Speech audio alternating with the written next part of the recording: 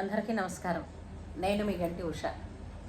నా మిత్రులకి, శ్రేయోభిలాషులకి, సబ్స్క్రైబర్స్కి నా వీడియోస్ని చూస్తూ మంచి మంచి కామెంట్స్ తోటి నన్ను ప్రోత్సహిస్తున్న అభిమానులందరికీ కూడా కృతజ్ఞతలు, శుభాభినందనలు. సరే, నేను మొన్న ఒక వీడియో చేసి పెట్టాను.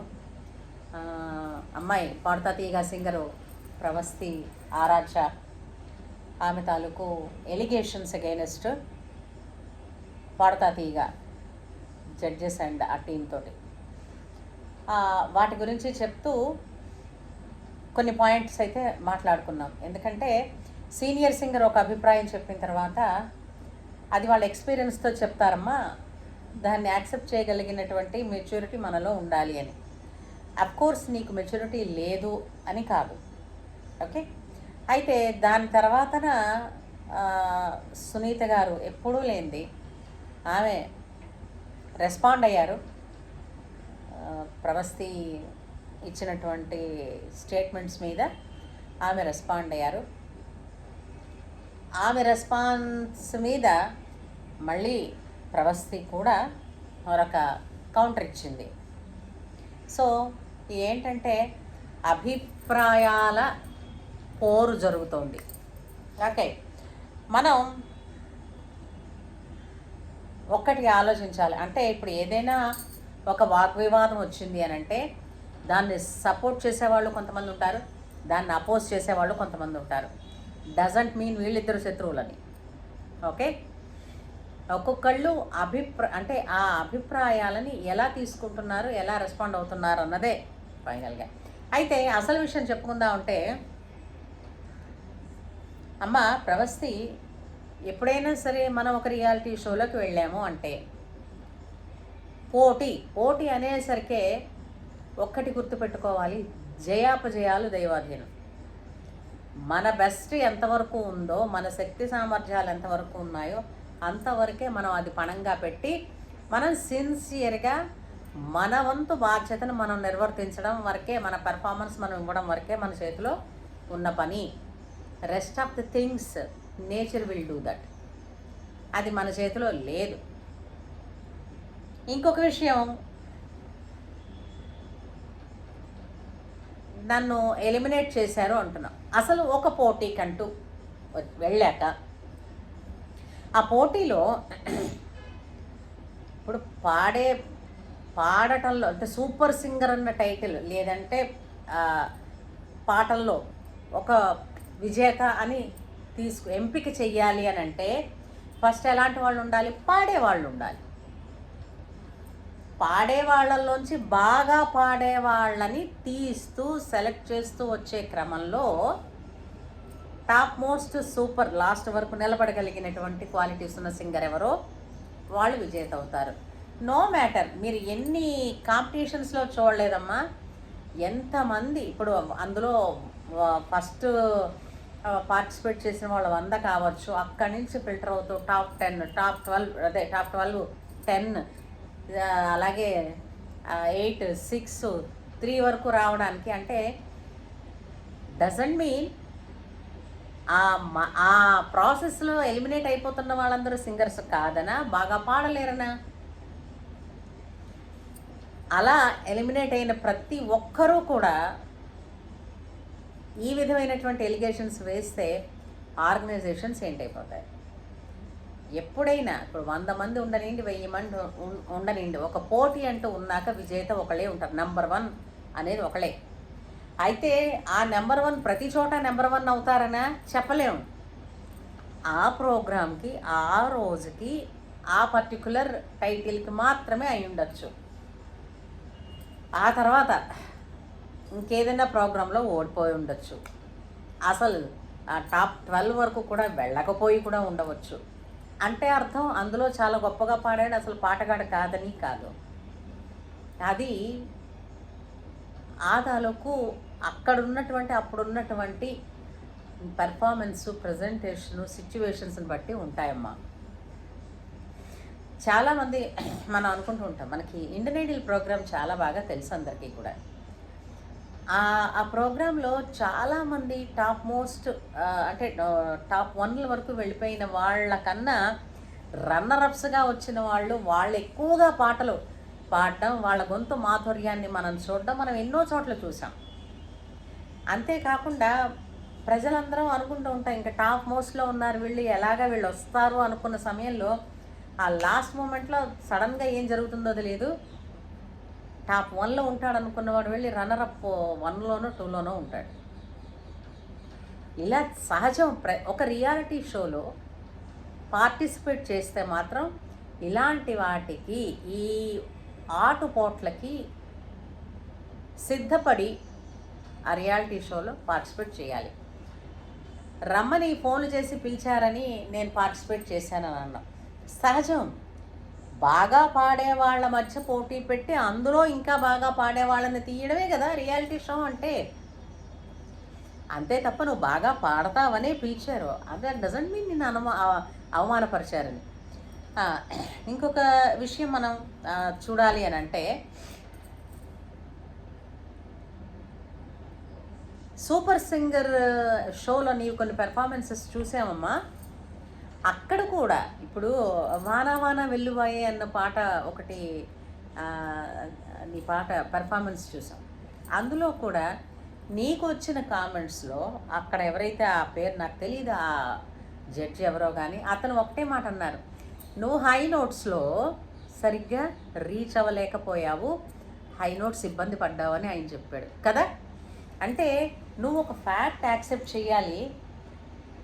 హై నోట్స్కి అంటే రెగ్యులర్గా హై నోట్స్ పాడే లిస్టులో ఉండడం తక్కువ మనం. అయితే అలాగని హై నోట్స్ పాడని వాళ్ళందరూ సింగర్స్ కాదని కాదు. హై నోట్స్ పాడని వాళ్ళల్లో ది బెస్ట్ సింగర్స్ చాలామంది ఉన్నారు. అంతవరకు ఎందుకు, శ్రావణ భార్గవి కూడా మొదట్లో పాడతా తీగాలో ఉన్నప్పుడు బాలసుబ్రహ్మణ్యం గారు అదే అనేవారు కదా, సునీత గారు కూడా చెప్పేవారు. ఈ అమ్మాయికి ఏంటంటే కంఫర్ట్ జోన్స్ అంటే కొన్ని ఉన్నాయి, అవైతే ఆ పాటలైతే ఆమె కంఫర్టబుల్గా పాడగలుగుతుంది. అంతకు మించి రేంజ్కి వెళ్ళింది అని అంటే వాయిస్ సహకరించదు. సో నీ వాయిస్కి సహకరించే పాటలు నువ్వు ఎంచుకుంటే నీకు బాగుంటుంది అని ఆవిడ ఒకసారి ఇచ్చిన సలహా కూడా జ్ఞాపకం ఉంది.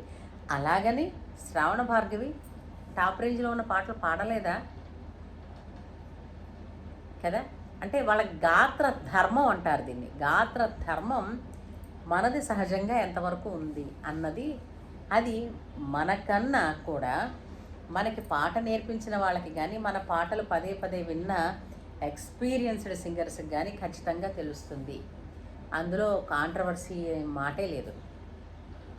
ఇంకా ఇంకోటి ఏంటంటే, అసలు మనం చూడాల్సింది సాధారణంగా ఇట్లాంటి రియాలిటీ షోస్లో మీరు ఎలాంటి కంటెస్టెంట్సో, జడ్జెస్కి కూడా కేవలం మీ పాటని, మీ పెర్ఫార్మెన్స్ని మాత్రమే, అంటే మీ selection of songs and presentation of songs and pronunciation of the song and ఆ లిరిక్స్ ఎలా ఉన్నాయి, అవి కరెక్ట్గా ఉచ్చరిస్తున్నారు, ఇవి మాత్రమే వాళ్ళు చూడగలరమ్మా.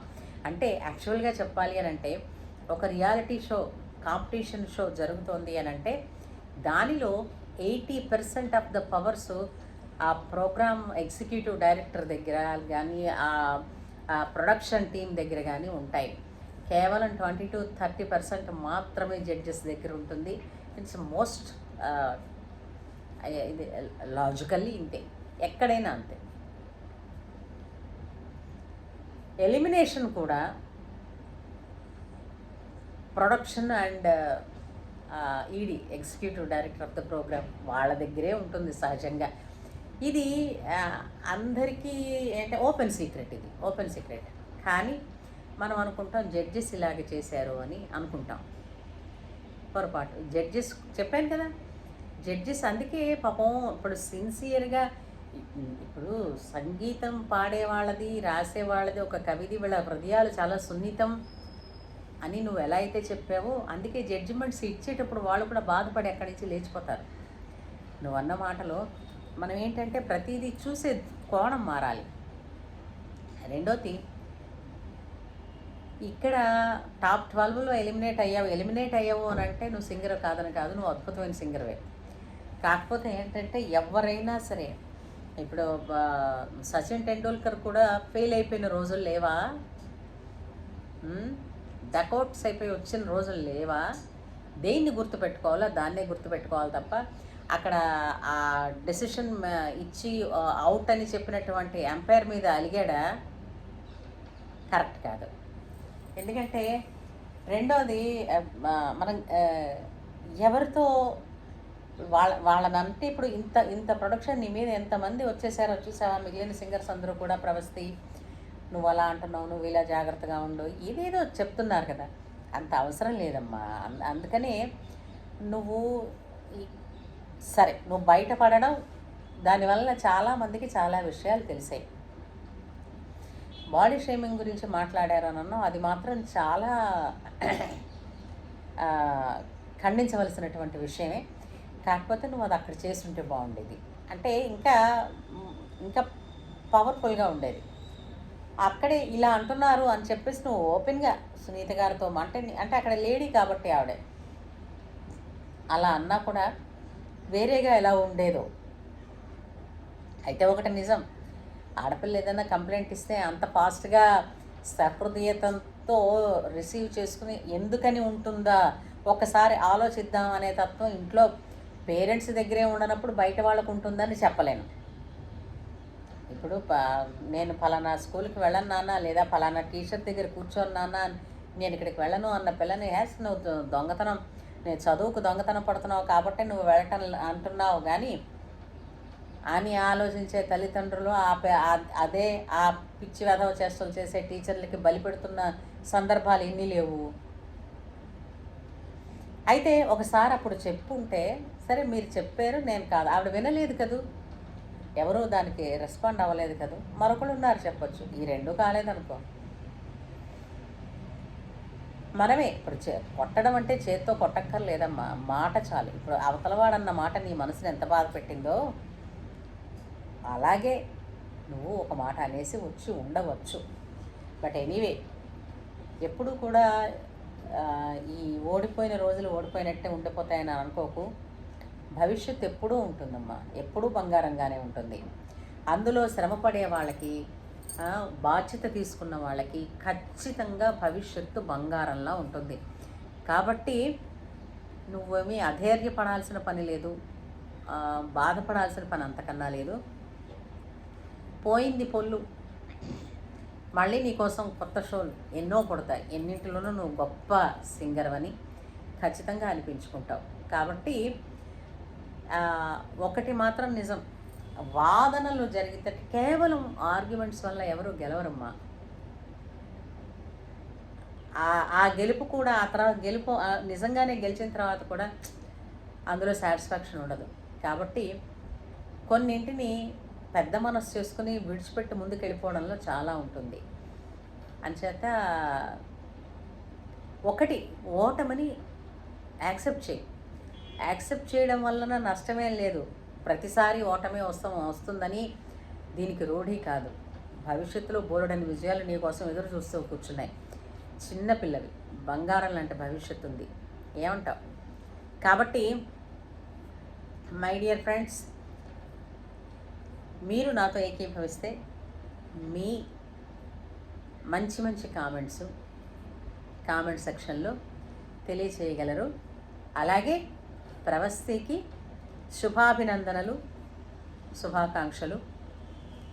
అమ్మాయికి గుడ్ లక్ అని చెప్పండి. అంటే భవిష్యత్ అంతా కూడా ఆమెకు బంగారంలో ఉండాలని, ఆమె ఇంకా ఎన్నో విజయాలు సాధించాలని, అలాగే ఎంతో మంచి పేరు గాయనిగా తెచ్చుకోవాలని, తన జీవితంలో